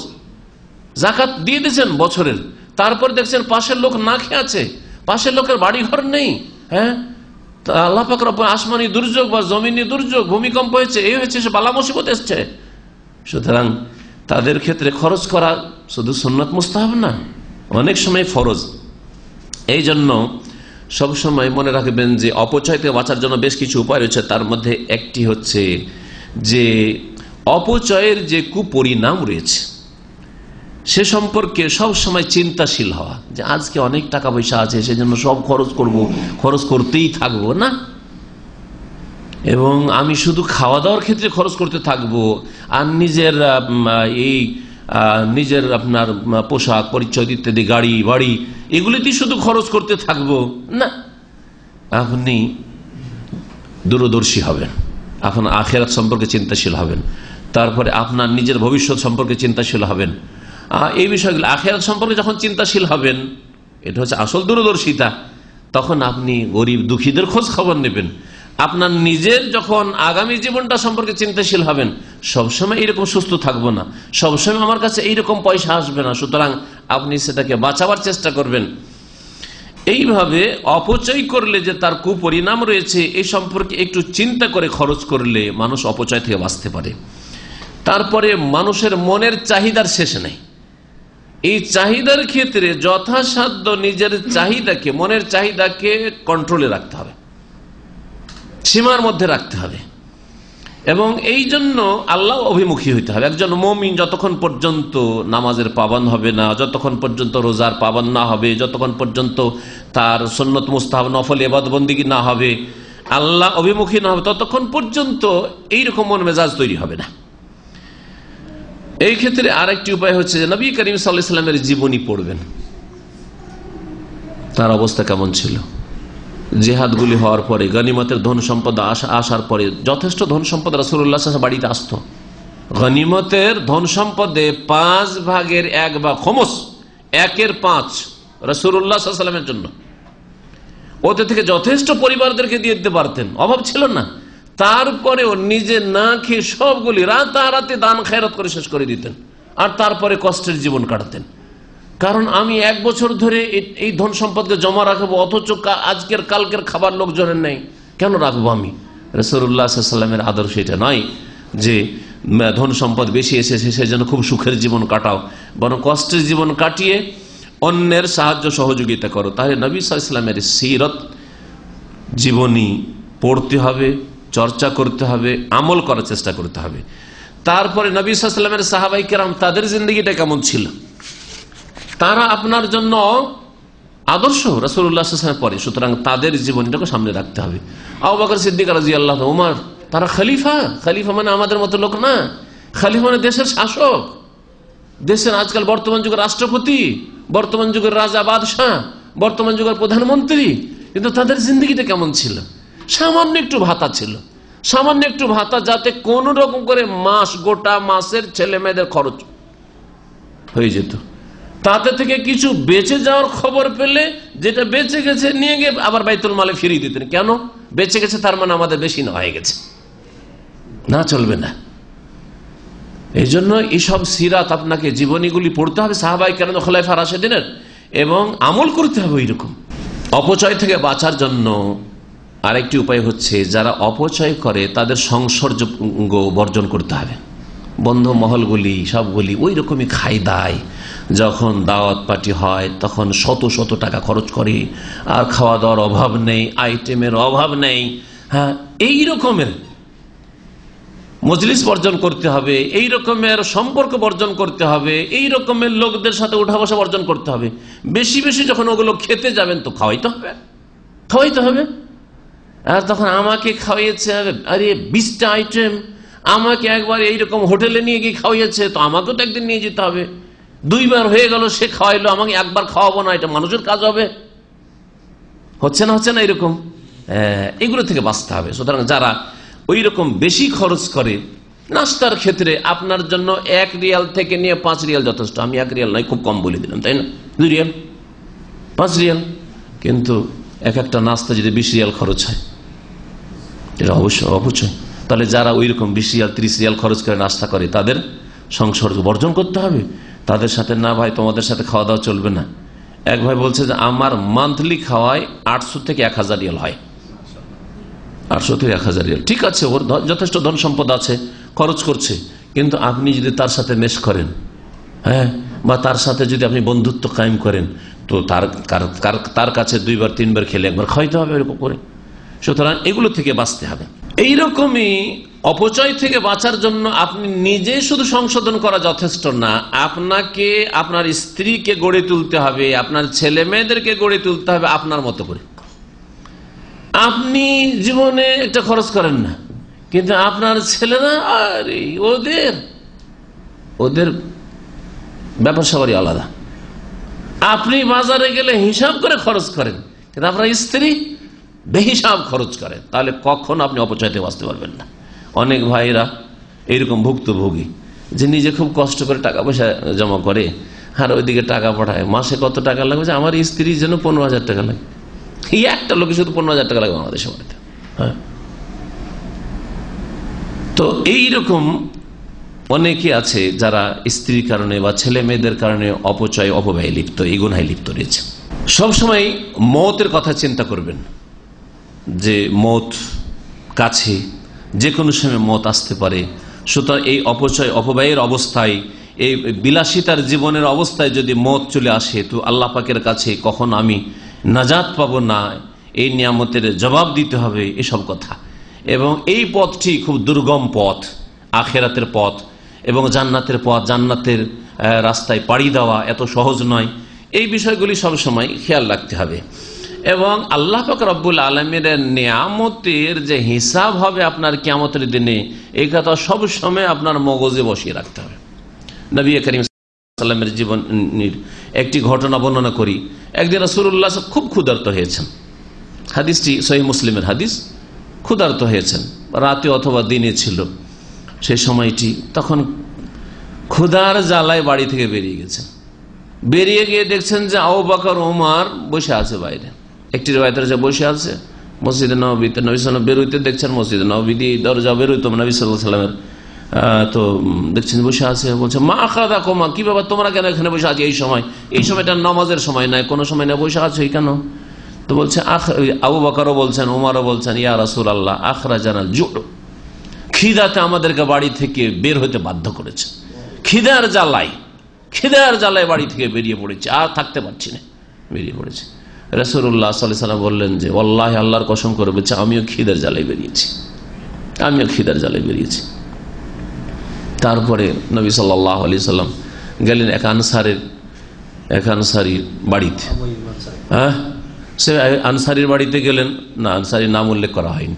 আনসারীর বাড়িতে যখন গেলেন তখন জিজ্ঞেস করলেন যে বাড়িওয়ালা কোথায়? তো স্ত্রী পর্দার আড়াতে জবাব দিল যে উনি তো যাহাবা ইয়াস্তাযিবু লানাল মা, আমাদের জন্য মিষ্টি পানি নিতে মদিনার বাইরে একটু দূরে গেছে। মিষ্টি পানি তখন কাছে পাওয়া যেত, অনেক দূর থেকে নিয়ে আসতে হইতো। আল্লাহর কত নিয়ামত, ঘরে ঘরে আপনার পানির ব্যবস্থা রয়েছে, তখন অনেক দূর থেকে পানি নিয়ে আসতে হইতো। পানি নিতে গেছে, কিছুক্ষণ পরে আনসারী চলে এসছেন। ইয়া রাসূলুল্লাহ, আপনি এসছেন এখানে, আমি তো ভাগ্যবান যে আজকে আমার মতো ভাগ্যবান আর পৃথিবীতে কেউ নেই যে আপনার মতো মেহমান পেয়েছি, আবু বকর ওমরের মতো মেহমান পেয়েছি, আমি তো ধন্য। তাড়াতাড়ি করে তার বাগান ছিল, আনসারীদের বাগান ছিল, বাগান থেকে খেজুর পেড়ে নিয়ে এসে তাড়াতাড়ি করে খেজুর রেখে দিলেন। কিছু রোতাব তাজা খেজুর ছিল, বিভিন্ন আইটেমের খেজুর নিয়ে এসে রেখে দিলেন। নবী করিম সাল্লাল্লাহু আলাইহি ওয়াসাল্লাম তার এই 2 সাহাবীকে নিয়ে খেজুর খেলেন। তারপর তাড়াতাড়ি করে ছুরি বের করে একটা ছাগল জবাই করা শুরু করেছেন। রাসূলুল্লাহ সাল্লাল্লাহু আলাইহি ওয়াসাল্লামের জন্য। নবী করিম সাল্লাল্লাহু আলাইহি ওয়াসাল্লাম বলেন, ইয়াক ওয়াল হালুব, সাবধান, দুধ দানকারী ছাগল জবাই করি না, বকরি জবাই করিও না। নবী করিম সাল্লাল্লাহু আলাইহি ওয়াসাল্লাম নিষেধ করছেন না। আমরা হইলে পেটে খিদা আছে আর প্রয়োজন আছে, হইলেই হলো গোস্ত, হইলেই হলো, তাই না? ইয়াকাল হালুক, যেই বকরি দুধ দিচ্ছে সেই বকরি কখনো জবাই করবে না, খবরদার আমাদের জন্য জবাই করবে না। তারপরে একটি ওইরকম ছাগল জবাই করলো সাহাবী। রাসূলুল্লাহ সাল্লাল্লাহু আলাইহি ওয়াসাল্লাম গোশত খেলেন আর খেজুর খেলেন, পানি খেলেন। তারপরে বললেন, ওয়াল্লাহি, আল্লাহর কসম করে বলছি, লা তুসআলুন্না আন হাযান নাঈম ইয়াউমাল কিয়ামাহ। আবু বকর, ওমর, এই নিয়ামত সম্পর্কে কিয়ামতের দিনে অবশ্যই তোমাদেরকে জিজ্ঞাসা করা হবে, অবশ্যই তোমাদেরকে নিয়ামত সম্পর্কে জিজ্ঞাসা করা হবে। এত খিদার জ্বালাই আর তারপরে একটু খাবার পেয়েছেন, তাতে যদি নিয়ামত নিয়ে চিন্তাশীল হন রাসূলুল্লাহ সাল্লাল্লাহু আলাইহি সাল্লাম, এই নিয়ামতের জবাবদেহি নিয়ে চিন্তা হন আবু বকর, ওমর রাদিয়াল্লাহু আনহুমা, তাহলে আমাদের রাত দিনে কত যে নিয়ামত ডানে বামে রয়েছে, আর কত যে আমাদের কাছে সঞ্চিত ধন সম্পদ টাকা পয়সা রয়েছে, আর আমাদের ভোগের সামগ্রী রয়েছে, গাড়ি বাড়ি রয়েছে, এগুলির শুকরিয়া কোথায়? ওয়াইজ তাআযানা রাব্বুকুম লাইন শাকারতুম লাযীদান্নাকুম ওয়া লাইন কাফারতুম ইন্না আযাবি লাশাদীদ। আল্লাহ পাক রব্বুল আলামিন ঘোষণা করছেন যে তোমরা যদি আল্লাহ পাকের শুকরিয়া আদায় করো, শুকরিয়া আদায় করা মানে যেখানে খরচ করলে আল্লাহ রাজি হন, আর যতটা খরচ করলে আল্লাহ রাজি হন, যেইভাবে খরচ করলে আল্লাহ সন্তুষ্ট হন, ওইভাবে খরচ করা। এবং আল্লাহ পাকের এই রিজিক খেয়ে আল্লাহ পাকের আদেশ নিষেধ মেনে চলা, ফরজ ওয়াজিব আদায় করা, হারাম নাজায়েজ কাজ থেকে বেঁচে থাকা, আল্লাহর জমিনে বসবাস করা, আল্লাহর নিয়ামত খেয়ে আল্লাহর অসন্তুষ্টির কাজ করা নাই। লাইন শাকারতুম লাযীদান্নাকুম, তোমরা যদি শুকরিয়া আদায় করো অবশ্যই তোমাদের নিয়ামত বৃদ্ধি করে দেব।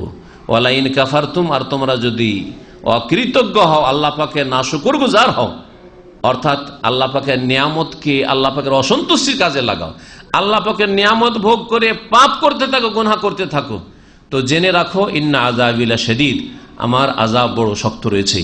এখানে আজকের আলোচনা শেষ করছি। আল্লাহ পাক রব্বুল আলামিন আমাদের অতীতের ভুল ভ্রান্তি মাফ করে দেন, অপচয় অপব্যয় থেকে বেঁচে থাকার তৌফিক দান করেন। আল্লাহ পাক আমাদের হালাল রিজিকে যেন বরকত দান করেন, হারাম থেকে বেঁচে থাকার যেন তৌফিক দান করেন।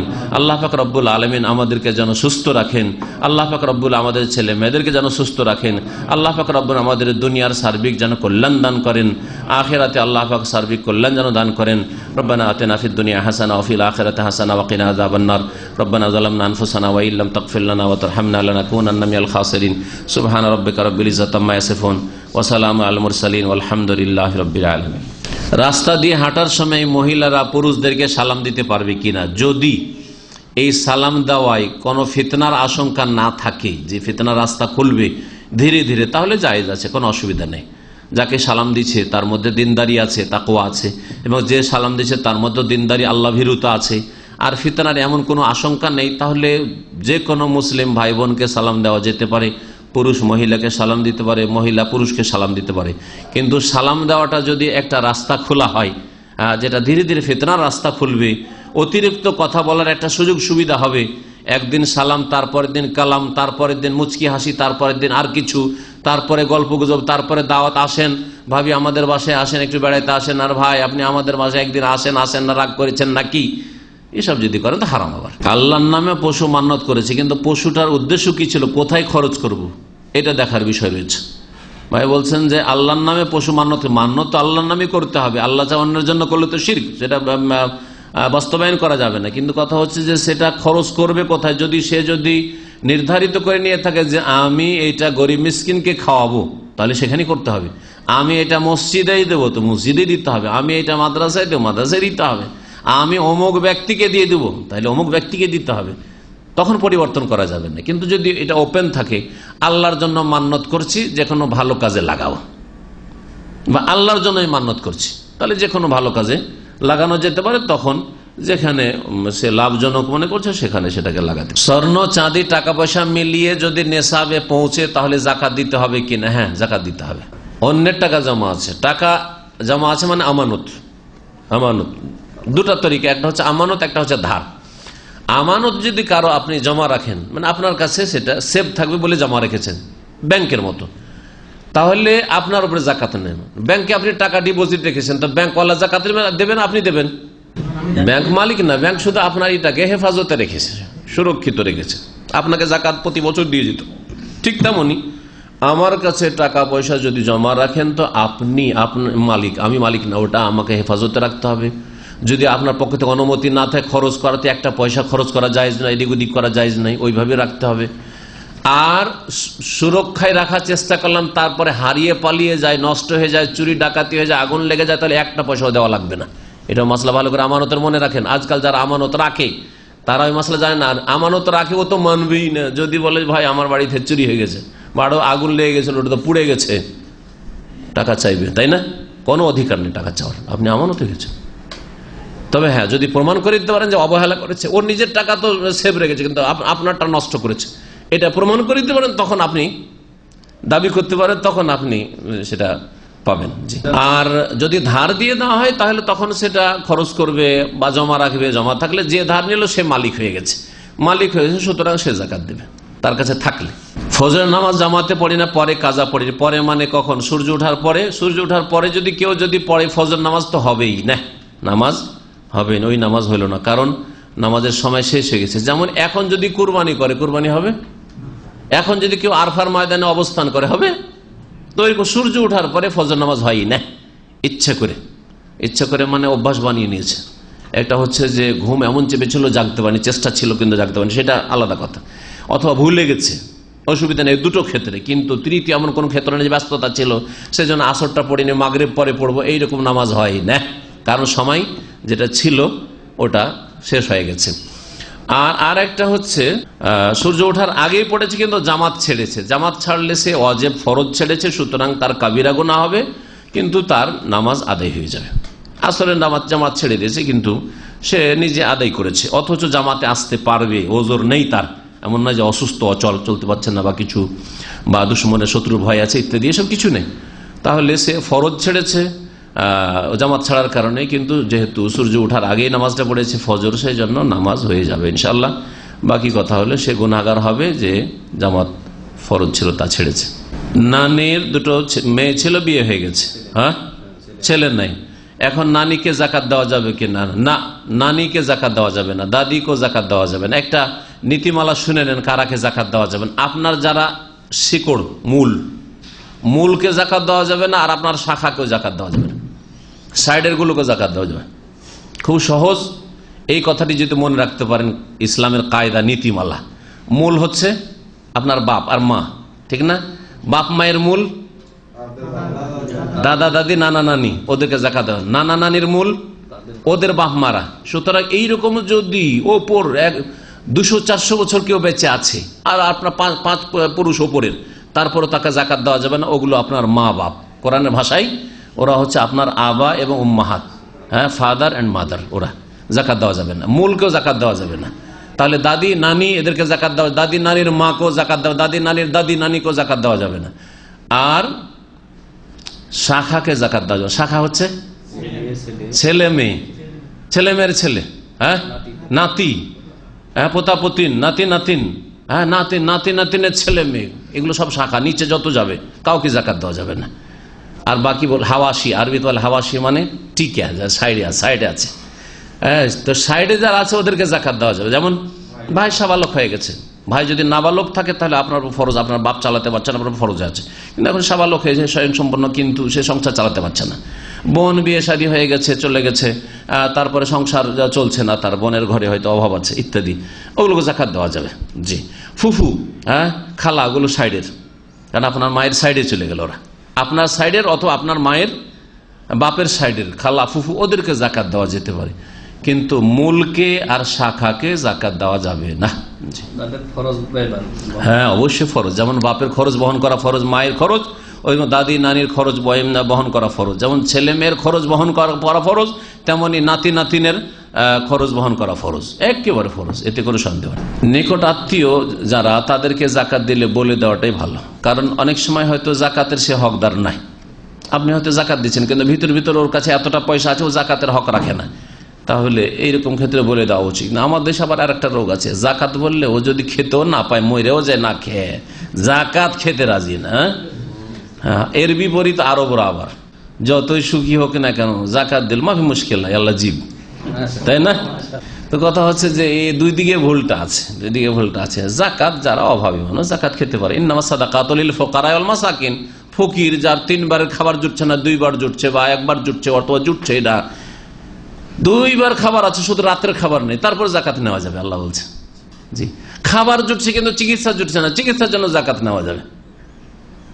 খাবার দাবার জুটছে কিন্তু রুম নেই, বাড়ি নেই, থাকার মতো একটা ঘর নেই, বিয়ে করবেন তো ঘর নেই, আর আপনার রুজি রোজগার যে ইনকাম তা দিয়ে বাড়িও বানাইতে পারছেন না, তাহলে ওই বাড়ি বানানো অতটা পর্যন্ত নেওয়া যেতে পারে, সে মিসকিন। প্রথম কথা, কারো মধ্যে যদি কোনো দোষ থাকে সরাসরি ব্যক্তিগত জীবনের দোষকে সরাসরি সারাইতে হবে। তার এই দোষের কারণে, পাপের কারণে অন্যের যদি ক্ষতি না হয়, বোঝা গেছে?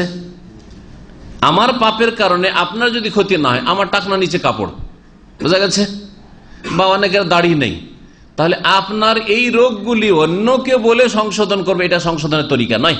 কারণ আপনার দাড়ি না থাকলে অন্যের কারো ক্ষতি নেই, আপনার টাকনা নিচে কাপড় থাকলে অন্যের কারো ক্ষতি নেই, বোঝা গেছে কিনা? আপনি ফজরের নামাজে যান না, অন্যর কারো ক্ষতি না, আপনার ক্ষতি, তাহলে এগুলির ক্ষেত্রে অন্যকে বলে সংশোধন করা যাবে না, ওকেই বলতে হবে। যদি দেখা যায় যে না, এমন দোষ করছে যাতে অন্যের ক্ষতি রয়েছে, অন্যের ক্ষয়ক্ষতি রয়েছে, তাহলে অবশ্যই কি করতে হবে? বলে দিতে হবে এমন ব্যক্তিকে যার মাধ্যমে ওকে এই পাপ থেকে রক্ষা করা যেতে পারে, অথবা ওকে মানে একজন জুলম অত্যাচার হবে রক্ষা করা যেতে পারে সেই লোকটিকে। জি, এইরকমই যদি দেখা যায় যে চরিত্র এত নিচে নেমে গেছে যে একে বলে সংশোধন হচ্ছে না, হয়তো তার ব্যক্তি জীবনের পাপ, কিন্তু সে এত নিচে নেমে গেছে যে ওকে বললে ও কিছু না, ও পাপকে পাপই মনে করে না, তাহলে তখন এমন ব্যক্তিকে বলা যাবে যাকে বলে সংশোধন হইতে পারে, সংশোধন করা যেতে পারে, অথবা কারো ক্ষয়ক্ষতি হচ্ছে তাকেও বলা যেতে পারে, এরকম হইতে পারে। এর মেলা উদাহরণ আসবে, আপনি নিজেই সেগুলো দিয়ে নিতে পারবেন যে কোনখানে কার ক্ষয়ক্ষতি হচ্ছে। ধরেন কেউ একজন বলছে যে ওকে যদি আমি পাই না তাকে মারবো, ওকে পাই যদি সুযোগ মতো পাই তো আমি মারবো, চান্সে আছি, একটু সুযোগ পেলে মার দেবো। এখন এই কথা বলবেন না, বলবেন না? কেউ বলবেন যে না, এটা কাজ করা ঠিক নয়, কিন্তু এটা যথেষ্ট নয়, ওকেও সাবধান করে যে আপনাকে কিন্তু যে কোনো সময় আপনার গায়ে হাত তুলতে পারে, আপনি দূরে থাকেন, একটু ওর থেকে বসে থাকেন, বলতে হবে না? হবে না? জরুরি। এইরকমই যদি দেখা যায় যে একজন লোক পাপ করতে করতে দেখা যায় ব্লু ফিল্ম দেখছে, প্রথম ওকে বুঝাইবেন, এটা তার ব্যক্তি জীবনের পাপ, কিন্তু ওকে বুঝাবেন, প্রথম বুঝিয়ে হচ্ছে না, আপনার বোঝানোতে হচ্ছে না, মনে করছি একজন আমার বন্ধুই জেনেছে, বা এরকম যাকে পাচ্ছেন আপনি জানিয়ে দেন, ওর বাপকে জানিয়ে দেন, ওর মাকে জানিয়ে দেন, বা কাউকে জানিয়ে দেন যে একটু লাঞ্ছিত অপদস্থ হোক, এর মাধ্যমে হয়তো সতর্ক হবে, ও একটু ধমক টমক খাবে, কিছু হবে। যদি এতেও না হয় তাহলে শাসক আছে, আইনের ঘরে জানিয়ে দিতে হবে। একটা লোক নামাজ পড়ছে না, একটা লোক মদ খাচ্ছে, তাহলে সৌদি আরবে হাইয়াকে জানিয়ে দিতে হবে, হাইয়াকে জানিয়ে দেওয়া ফরজ। আপনি বলেন যে মদ খাচ্ছে, ওকে বুঝাচ্ছি না, বুঝানো যথেষ্ট নয়, জানাই তো অবশ্যই জানিয়ে দিতে হবে, যাদের মাধ্যমে সংশোধন হয়। ওয়া সাল্লাল্লাহু আলা নবিয়িনা মুহাম্মদ ওয়া আলা আলিহি ওয়া সাহবিহি।